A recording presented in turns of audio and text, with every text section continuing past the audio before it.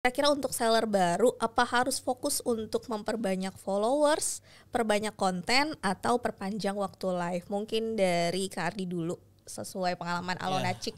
Ya, based on experience kami di online ya. Pertama kali yang kita lakukan itu adalah konsisten. Dan all out. Jangan setengah-setengah. Kebanyakan juga di luar sana yang bisnis online dia kerja dan juga bisnis online shop. Ya. Malahan rezekinya juga setengah-setengah. Setengah buat dari kantornya, setengah dari usahanya. Nah, yang pengalaman kita tinggalin semuanya pekerjaan. Base berangkat dari, jujur aja kita berangkat dari modal 8 juta. Dari 8 juta, starting mulai bisnisnya. Alhamdulillah hampir 3 tahun kita udah sampai 86 karyawan. Cepet banget ya.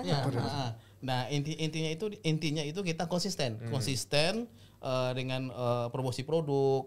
Kita harus rencanakan dari awal nih. Seperti yang Kak Jason bilang tadi, brand, brand itu penting banget untuk jangka panjang soalnya. Yang kedua, kita harus bikin perencanaan keuangan. Perencanaan keuangan itu bisa seperti kita mau beli bahan atau mau beli apa yang mau kita jual. Terus untuk biaya promosi itu harus kita perhitungkan, jangan sampai nanti over budget. Betul. Nah, itu yang kita lakukan. Nah, yang ketiga gitu, kita aktif di sosial media, promosi. Dan jangan sampai iklan itu boncos. Kebanyakan seller baru itu ngiklan aja tapi nggak di setting dulu. Nggak tepat sasaran ya. Nggak tepat sasaran. Kayak di Shopee itu kan pasang iklan tapi kata kuncinya nggak di setting. Ada juga kata kuncinya itu yang harganya yang 10.000, 11.000, padahal kan bisa kita kasih harga bidding ke 250 perak per kliknya. Jadi itu sih bisa menekankan harga untuk promosi juga sih. Kalau dari Kak Jason gimana Kak? Untuk seller baru nih harus perbanyak konten tapi asal aja atau memang dari awal nih udah harus ditentuin nih kontennya mau kemana? Kita mungkin balik lagi ya ke tadi kita bikin brand ya, kita ada brand guideline, kita udah nentuin dulu nih target marketnya. Jadi target market nih benar-benar penting nih. Karena gini, terutama untuk brand-brand baru ya, alangkah lebih baiknya untuk kita bisa fokus terhadap satu target market terlebih dahulu. Jadi jangan palu gada nih, kayak semua mau diambil dulu gitu ya.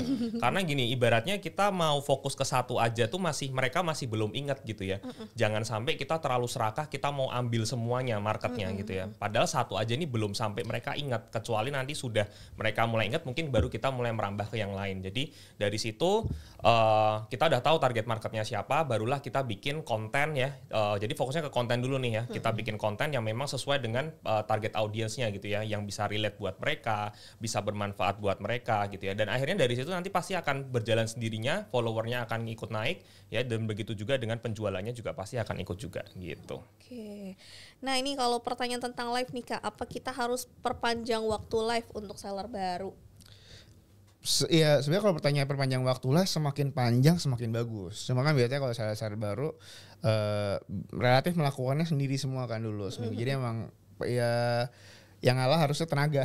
Yang kalah tenaga. Bener gitu. sih. Beda kalau misalnya udah ada modalnya untuk kita bisa hire atau kerjasama sama konsultan atau misalnya agency, itu kan enak ya, kita bisa panjang. Meskipun kalau yang jam panjang biasanya mahal banget sih. Jadi memang ada juga yang modelnya sebagian dilakukan sendiri, sebagian dilakukan oleh partner atau agency seperti itu. Tapi memang itu sih semakin sering semakin bagus. Jadi nanti algoritma TikTok tuh akan ngebaca seller ini aktif nih. Jadi mereka akan lebih willing untuk ngasih traffic lebih lah di sana seperti itu.